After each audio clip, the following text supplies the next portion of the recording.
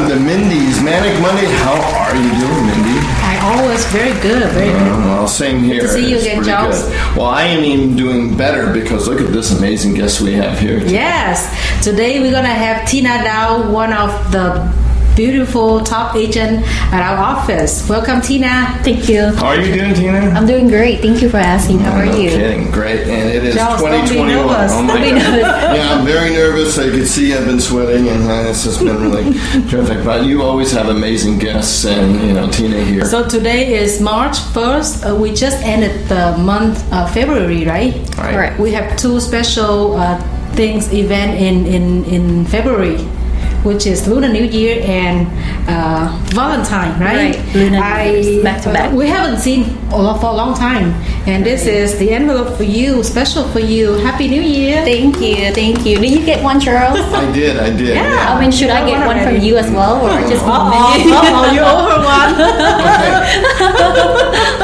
All right. Is that my Valentine present there? Oh, very good. Thank you. Thank you. There you go. You so put that one right here. Share with that. us about your Lunar New Year and Valentine. Well, this year is a little different with any other years before. For Lunar New Year, I got to spend time with my family, and Most important. That's is very important at this point right now.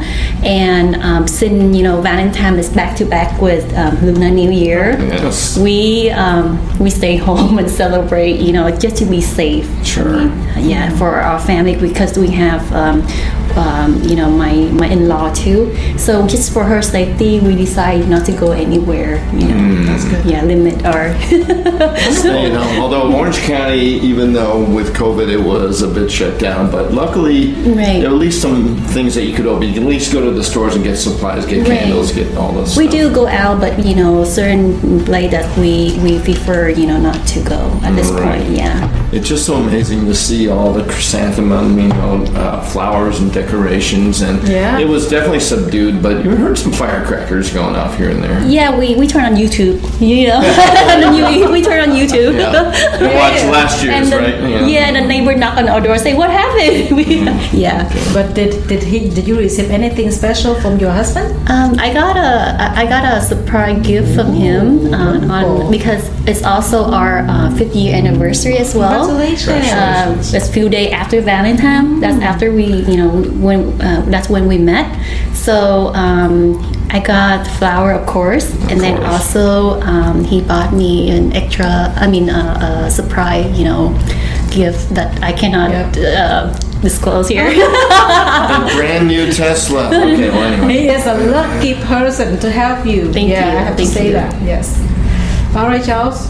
Well, you are with HPT Real Estate, and so we're just curious, how did you get into this? We heard that you had also do lending, of course, right? Right. I have lending background. Basically, after I graduated from college, I got a job as a loan processor, and then I worked my way up to Boy, that's a tough underwriter job, right? positions. Yeah. Would you want to be loan processor right now? Oh my gosh. Especially now. Right. It's a tough job, Yeah, I yes. bet. And then I work as an underwriter for direct lenders for years. Okay. And then at one point, I had this thought. I go, do I really want to do this for the rest of my life? Come in at 9, go home at 5, Right. and then sometime you worked up to 10 hours, including weekend. Right. And I go, okay, I think it's time for me to take a turn and take a break and to think that what do I want to do, in order for me to exceed in my career. Right. Right. So I took a break, and then a few months after, I met a friend. At that time, he worked with HPT. I see. And then he introduced me to Mindy here. Mm-hmm. And then I went in and we have a brief chat, and she saw the potential in me, because at that point I didn't know, I was concerned that I don't think I can do sales, because that's scary, right? you're thinking. I don't know. I think loan processing is scarier for me. Well, it is, but it's pretty much that every 2 weeks or by the time. It's more controlled, right? It's You have more to be controlled out there where just kind of where it's secure, where you get paid, right? Every 2 weeks or every W-2. Yeah, What's that? but but there's a limit on how much you make, right? Yeah. And I had this thought. I go, the sky is your limit, and I want to do something else. But sell is scary. Where you want to buy a house? No. But I talked to Mindy, and she saw the potential in me, and she encouraged me to get my real estate license, and that's how I started doing sales.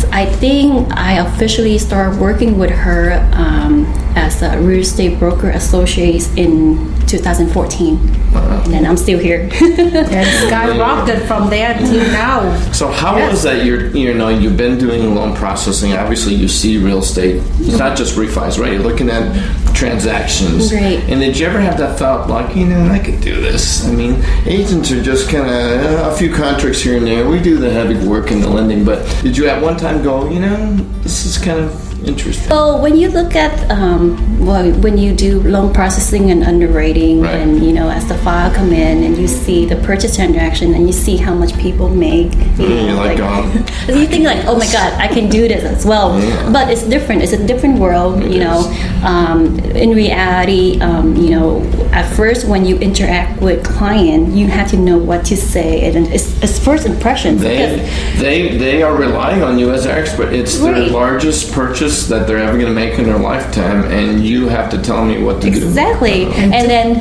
go ahead. And then all this year you're sitting in like your cubicle, you do the same work every day. It's a little safer, right? Right. And you too jump to hide, behind the cubicle. Yeah. Every client I see, Tina, deal's gonna close for sure. So how different? So let me ask you, how different was it when you were processing, you saw that other world, right? The dark side, whatever you want to call it here. When you got there, how different was it than you imagined? Like doing, from processing to being an agent. It's very different. Well, let me share with you my experience, because I didn't start out, doing sales right away, because at that time I think I helped out Mindy with, the loan sign, meaning right. I helped her with, the underwriting, like here and there. Yeah. And when I sit in the office and I see how she's interact with the client, that's right. how I learn. Oh, and you have to have a mentor to really kind of see. Right, and then with a little, mortgage background, underwriting background, that helped a lot with me. Sure. Well, because you're an expert at something. It's not like you don't know anything about real estate. I mean, you're in the most important part of the transaction. You can't get a loan unless you have all cash. Correct. There's no deal. Yes, and I realized that, and like I say, well, I look at myself and I look at other, new agents, and like you say, with mortgage lending experience, that help you a lot when you go out there, helping a client, purchase a home. Right. Yes. No, so you know those ins and outs, and you know the importance of it. And so, do you like it better than lending? Do you like them both? Well, it's hard to pick and choose, right? I have to tell you that I love what I do. Yeah. And I love my job. I love both mortgage and real estate. Yeah, it goes hand in hand. You have to love what you do first in order for you to exceed or be success. Right. So now you went from 9 to 5 to 24/7. When you were talking about it, going, should I leave this 9 to 5? Now I decided I'm going to work 24 hours a day, right? Almost. Yeah. But you love it, so it's different, right? I have a client that texts me in the middle of the night and said, I can't sleep, Tina. I'm concerned. We are in the middle of a purchase transaction, and he texted me in the middle of the night and say, I can't sleep. I say, well, just tell me what is your concern. Right. So I tell my client, I say, I'm here 24/7. Text me, and he did text me. Yeah. See, that's the difference. But that's something that you have to accommodate when you. I think for me it worked really well because put myself in his shoe where you in the middle of like you first time home buyer and you purchase a home. There's a lot of things to worry about, right? And then in the middle of the night you have this that you have to get an answer ASAP. Otherwise, you can't. They'll call somebody else. Right, they call somebody else. Yes, and you have to reply to his text ASAP so he can go to sleep, right, and get it over with. See? You see the difference. Some people, hey, I'm done for the day after 6 o'clock. Don't text me, don't call me. But Tina have different theory. She answered the client, so that's the thing that people love her. Right? And that's the beauty of the real estate business. You make it what you want. There are agents that just shut off at a certain time and their clients know and it works well. Some, they are working with maybe more first-time home buyers and their hands need to be held whenever they take it. Some are in the commercial world where it is 9 to 5 and no weekends because they're working for people that are working for a business that's only open a certain time. But in residential real estate and lending, it's, like I said, usually a very stressful time for those clients. And more they emotional need you. than commercial, right? That's a bit true. That's so true. Going back to 2020 year, that was a strange year. Any thought, thing that you want to share with everybody? Well, like I said earlier, we look back in 2020, and it's a special year for all of us to remember, right? Yeah, for sure. And I think the most important thing is your health. Your health is very important. Yes. Without it, you cannot do anything. You cannot do real estate. You cannot take a walk. You cannot breathe. So, like I say,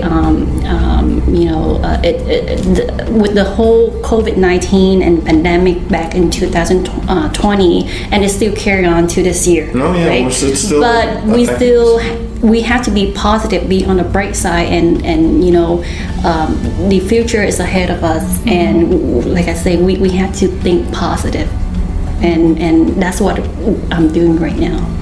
Well, it's taught us a lot of things, and for sure, that's one of the things is to remain positive. And, right. A lot of agents have come up with ways to really, learn how to survive. It's not just the COVID thing, but the inventory is so low. Right. You're writing 9-10 offers just to get one accepted. Even if you have cash offers. Above asking price to be. Yeah, they can only accept one offer, no matter how good they are. You talk about one property, 30 offers. Right. Mm-hmm. Right, and the offer is above $100,000 over the asking price. Right. No, Right. we had somebody on our group chat. It was like nationwide, and they were saying, "How much will $100,000 buy in your market?" And I said the exact same thing. Are you kidding me? We're overbidding at $100,000. So it is a little different. Have you seen? We've had a few agents before on our show, and they were mentioning about people leaving the state, going to Texas, or coming back. Have you seen a bit of that? Well, I have a client that they're still keeping their house here, Right. but they have to go out of state because of their job. Right. So yes.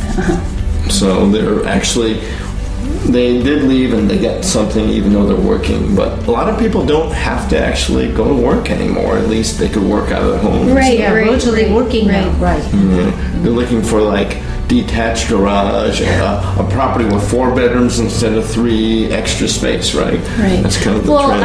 I know that there are not a lot of inventory out there, but I believe there's a home for a client, and it's just that you have to work harder than before. Wow, you have to see put that? extra work. That's it. Eventually you can find a home for your client, but it takes time and a lot of work. It does, and you've got to really educate them. There's so many buyers that I've heard give up after the 3rd or 4th try. And sometimes it takes more, but it takes a special agent like Tina to really stick with them and say, don't give up, I'm telling you, this is going to be a tough fight. If it was easy, everyone would be doing it, right? Exactly. So over 15 years in the business, is there any impressive story, memorable story that you want to share with us? Well, most of my clients that I build from the time that I started working with Mindy here, they are now my friends. Okay, we build a special relationship because they comment on every little thing, like on advice. Right. I build, and I don't know if other agents have that special relationship with their client like I have with my client. That means Miss Know How, right? No, there are, there's some agents that, and that's the great thing about this business is you can make it what you want, and some agents do that. They meet some amazing people and they make very good friends with their clients and things. And it's to your choice. I mean, that sometimes just happens. And it's wonderful. Because on my previous sales, I think it's back in January that I closed that purchase in LA County. So the property is older. It's built in 1925, I think. Wow. So they have a car space. Wow, it's older than me. More than 100 years? Yeah, borrowing part. Whoa. So they have a car space, but the car space is not high enough for an inspector to crawl under, right? Right. So what did I do? I pull up my sleeve. I go, okay. I talked to because we need to go underneath to see if there's anything wrong with the foundation. The big thing out? And I go, okay, you want to car in or you want me to car in? I mean, you must not be afraid of spiders or anything. I mean, right? no. Wow. I mean, because like I say, you have to put yourself in their situation. You Whatever it takes, curious. right? Yeah, you being like, Wow. what is underneath the house? I need Tina to will know. crawl under your house. Can you imagine? Whatever it takes. So Even that's if something there's only that this much space. I mean, like I say, I love my job. I love what I do, and that's something that I would go above and beyond to get things done. So will you dress kind of like that? Yeah. So throw your shoes off and crawl under I mean, there? my tennis shoes, my jeans, and my t-shirts, and like, let's go. And then I use my, and then the buyer he said, no, let me call and you just use your phone and use the flashlight so I can see what underneath because at that time it's at 5 o'clock already, and then by 5 it's like dark, Yeah. Whatever it takes. Impressive. So that's what I've been I've impressed. never heard of It's a true story. We've been It talking happened. about shows and situations, but we've never had an agent crawl under the house for the borrower. Look or at buyer. Tina. Oh my God. Can you imagine that? Yeah. Thank you. Okay. Respect, right? Yeah, no kidding. Yeah, that's amazing. You're still shaking, right? No, it's just I've never, that's amazing. I've heard of just everything. Spend the night at the house and then make sure something got done early in the morning. But to crawl under the house, Well, let's I say think I draw the line right there. It's your property. Would you want to know what's underneath it? Well, no, I You get had- it, but it's just a thought that you would Yeah, actually go the extra The mile. to do it. intention, So- exactly. That's Yeah. good. Oh. Wow. Yeah, you have to treat. I mean, I feel like I have to treat my client at the way that if, like I say, if I'm a buyer, I go buy a house, I would want my agent, do that for me too. That show that that person cares. Man, that could be a marketing video, you crawling out of a house, Hello, just a day in life with Tina here. Yeah. No, So Tina must have some great characteristic for her to be being top agent every single year. Wow. So one of that good key factor is she's punctual. Whatever she promised, she do it. Yeah, and a lot more to that. So any tips that you want to share with the people that want to get into the business, Tina?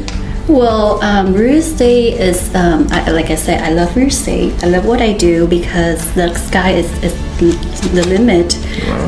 You have the potential to make as much as the hard work that you put in, right? It determine. Also, you be your own boss. Time is flexible, but like I say, 24/7. I have my phone All on your my hand. clients are your boss. Right. But you make your own time, right?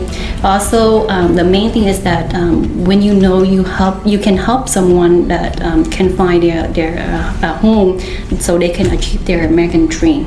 The feeling is so great.